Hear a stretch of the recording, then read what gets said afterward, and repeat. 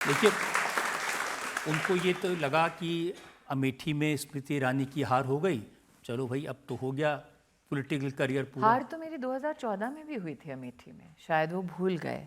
हार मैं 2004 में भी गई थी चांदनी चौक में। और आप सोचिए, अगर 2004 का मैं चांदनी चौक का चुनाव जीत जाती तो क्या वो स्मृति ईरानी बनती जो आज आपकी अदालत में बैठी है। तो मेरी किस्मत हमेशा जीत ने नहीं लिखी है, कई बार मैंने अपनी हार से भी अपनी किस्मत को नए अंदाज में लिखा है। आपकी पार्टी के लोग का कंफ्यूजन शायद दूर कर दे, वो तो कह रहे हैं अभी उन्हें ना पता जाओ है छोड़कर, अभी दिल भरा नहीं। मेरी पार्टी में कन्फ्यूजन नहीं है, कॉन्फिडेंस है स्मृति ईरानी को लेकर कि जब जब समाज के सामने, राष्ट्र के सामने कोई चुनौती आएगी, जब जब पार्टी के माध्यम से राष्ट्र की, समाज की सेवा का कोई भी मौका आएगा और जब जब स्मृति को हम कहेंगे, वो अपनी रिस्पॉन्सिबिलिटी का निर्वहन करेगी। अब आप एक बार फिर से सास भी कभी बहू थी के सेट पर हैं जी। अब नया चैलेंज है। कई लोगों को लगता है कि हम मीडिया के लोग बहुत इंसुलर हैं, हमें कोई सरोकार नहीं हमारे समाज में क्या हो रहा है। बहुत कम लोग ये समझते हैं कि कलाकार जो भूमिका निभाते हैं मंच पर या फिर टेलीविज़न के पर्दे पर, या आप जैसे महानुभाव जो न्यूज़ के माध्यम से समाज को गठित करते हैं, सूचित करते हैं, उनकी अपनी एक सोच होती है, अपना एक तजुर्बा होता है। देश की धड़कन में कहीं ना कहीं उनकी धड़कन भी शामिल होती है। तो जो देश के दिल और धड़कन से जुड़ जाए, इतना बड़ा सौभाग्य कितनों को मिलता है।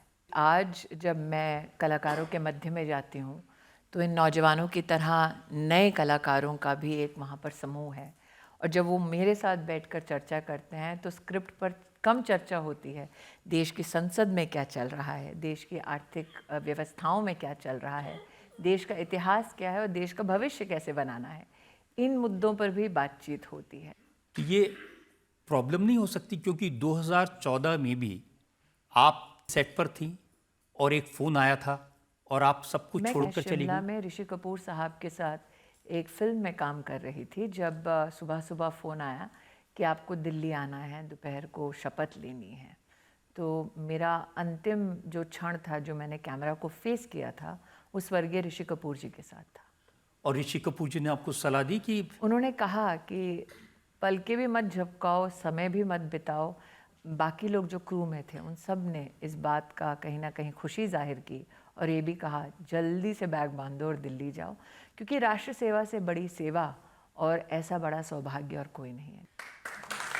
तो अब कोई ऐसा मौका तो नहीं आ जाएगा कि आपको फिर फ़ोन आएगा और फिर क्योंकि के सेट से वापस दिल्ली में शपथ लेते हुए दिखाई देंगी? देखिए, मौक़ों को मैं नहीं तलाशती, मौके मुझे तलाशते हैं। तो कौन सा मौका मुझे कब तलाश लेगा ये मैं नहीं जानती। इतना जानती हूँ कि जब मौका मुझे तलाशते हुए आए तो आप कहीं ना कहीं ना बेजार होंगे ना शर्मसार होंगे। मैं जो प्रतिभा लेकर पॉलिटिक्स में और मीडिया में आज जानी जाती हूँ, उस बेंचमार्क से नीचे नहीं उतरूंगी, इतना आपकी अदालत में मैं वादा करती हूँ। कई बार देखा कि बहुत सारे फिल्म स्टार, अमिताभ बच्चन राजनीति में आए थे और बाद में बड़े निराश हुए। उन्होंने कहा ये तो सेसपूल है और मैं कभी राजनीति में नहीं जाऊंगा। राजेश खन्ना साहब वो भी राजनीति में आए थे और वो भी निराश होकर के वापस गए। तो मैं राजनीति में नहीं आई, मैं राष्ट्रनीति से जुड़ी। फर्क है, क्योंकि राजनीति में आते हैं आप तो अपने लिए कुछ तलाशते हैं, राष्ट्र की नीति से आप जुड़ते हैं तो आप राष्ट्र के लिए नए ऊंचाइयाँ, नई उपलब्धियाँ, इनको तलाशते हैं। तो ये फ़र्क होता है।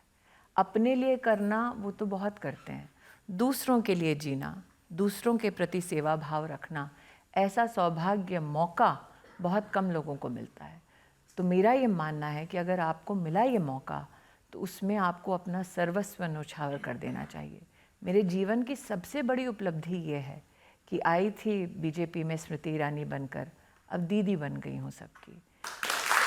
देखिए, आपका योगदान तो तुलसी के कैरेक्टर के रूप में भी काफ़ी रहा। उसने भी लोगों को एक नई तरह से सोचने का मौका दिया। और हम 150 लोग थे टीम में, तो जब हम लोगों ने पहली बार शो किया तो शायद ही एकता कपूर छोड़कर किसी और के पास अपना मकान हो, अपना एक बढ़िया बैंक बैलेंस हो, अपनी एक गाड़ी हो। तो तो जब मैं समाज में दर्शकों से मिलती हूँ, उनको आभार वंदन करती हूँ कि आपकी वजह से 150 परिवार पले। आज भी जब हम वापस, क्योंकि सास भी कभी बहुत ही कर रहे हैं, वो सिर्फ एक पात्र नहीं है, सिर्फ एक सीरियल नहीं है, कई लोगों का रोज़गार है जो जनता की वजह से पलेगा, बढ़ेगा। तो आप याद रखें, जब जब आप टीवी स्विच ऑन करेंगे, किसी के घर में रसोई गैस स्विच ऑन होगी। मुझे तो ये भी बताया गया कि स्मृति ईरानी को उस समय 1800 रुपये रोज़ मिलते थे। हाँ, मुझे मैकडॉनल्ड्स में 1600 रुपये महीने का मिलता था। तो जब मुझे कहा गया कि आप एक्टिंग करेंगे तो आपको दिन का उतना मिलेगा जो आप महीने का कमाते हैं, तो मेरा ध्यान पूरा उस बात पर था कि भाई बड़ी मुश्किल हो रही है आर्थिक, तो अगर अच्छा पेचेक चाहिए तो आपको ये काम करना चाहिए। वहाँ एकता दूसरी ओर बहुत ही भावुक हो रही थी कि मैं इतिहास रचने जा रही हूँ, तुम्हें अंदाज़ा है? मैंने कहा मैडम पेचेक छोड़ के मुझे कोई अंदाज़ा नहीं है। तो अब सुना है कि वो 1800 रुपये रोज़ की अब 18 लाख रुपए हो गए। 18 लाख तो हुए नहीं, लेकिन अगर हो भी जाएं तो उसमें क्या परहेज़ हो, क्योंकि हमारे फील्ड में महिलाओं को पुरुषों से कम पैसा मिलता है। तो जब तक मैं फील्ड में थी तब तक मैं सबसे हाईएस्ट पेड एक्टर थी, और मुझे कैमरा पे बोलने में कोई दिक्कत नहीं है क्योंकि मैं अपना टैक्स बहुत अच्छे से भरती हूँ।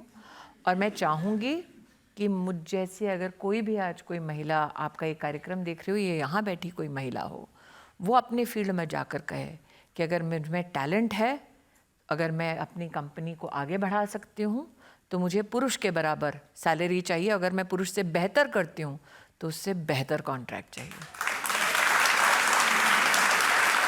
जो तुलसी का रोल आपने किया था, उससे जो एक इमेज बनी थी, उसका राजनीति में कुछ फायदा हुआ? बिल्कुल नहीं, नुकसान हुआ।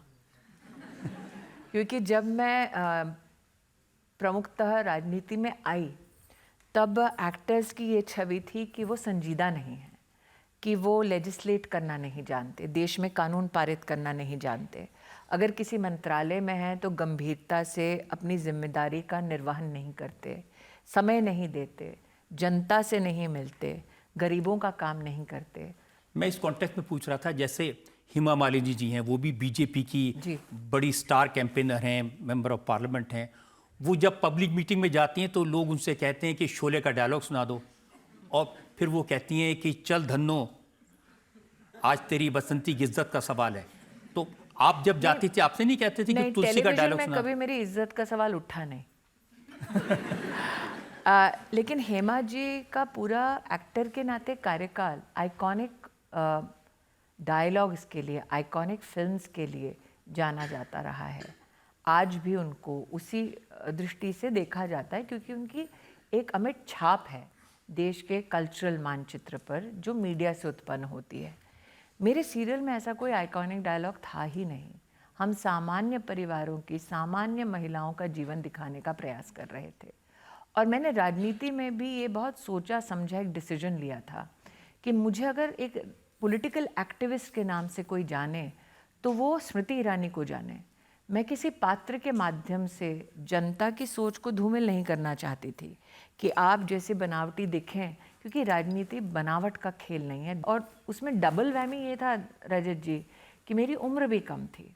तो जो कम उम्र के होते हैं नॉर्मली उनसे कहा जाता है कि पहले अनुभव लो फिर करो, और यंगस्टर्स ये कहते हैं अरे जब तक मौका नहीं दोगे तो अनुभव कैसे बनेगा।